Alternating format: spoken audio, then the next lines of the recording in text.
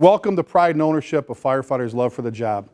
This program, I get asked this question all the time, is did we sit down and design it? Because people will sit down to write classes or the right topics. Did we sit down and say, we're going to teach a class called Pride and Ownership? And all this actually happened on accident. I never sat down to write a book. In fact, I didn't want to. They kept asking. I didn't really.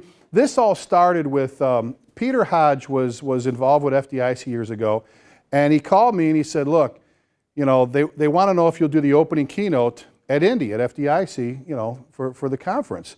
And this was for the February 2001 FDIC. And I said, well, yeah, I'm a good soldier. I serve on the FDIC advisory board and write for the magazine. I said, I'm a good soldier. I'll do it. What do you want me to speak on?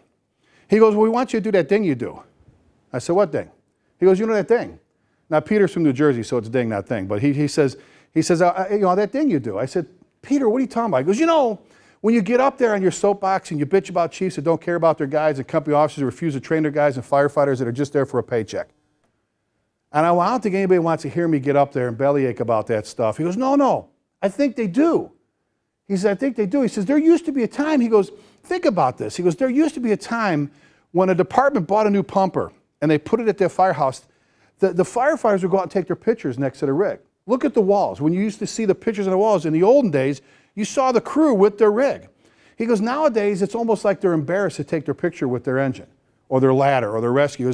It's like after a good job, they made a good stop or they made a rescue or something. They made a good grab at a fire. You get them out, you used to get them by the tailboard and take a picture. Now guys are like, oh, you know, can we hurry up and do this? This is kind of embarrassing. And they're all, you know, instead of, you know, and we don't, the stuff's all off the walls in the firehouses and we have this sterile environment. And he goes, we've kind of lost our grasp, our toehold on what the fire service is all about. And I said, well, all right.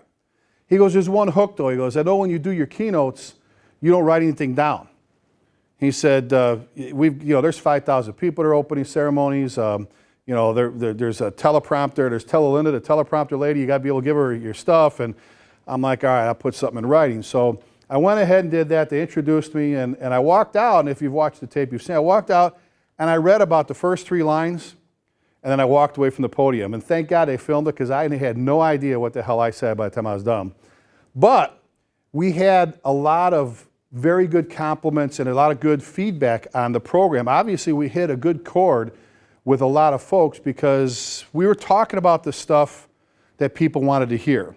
This program, if your training division said, hey, this last guy's coming and we're going to sit here and we're going to talk about the legal aspects in the fire service and budgeting and policy development and all those things, you signed up, you volunteered, you walked into the wrong thing. Because we're not going to talk about any of that stuff. We're going to talk about this. We're going to talk about pride and ownership, the love for the job, and that it's okay to love being a firefighter.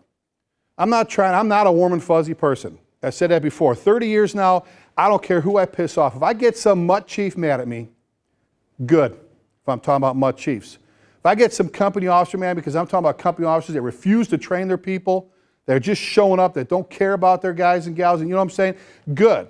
If I get some mud of a firefighter, some slug mad because I'm talking about firefighters that don't care about each other, that use this whole brother-sister thing as a shroud, you know, that don't believe in it, they don't understand what it means to be a person who has values, that stands for something, who understands loyalty, then good.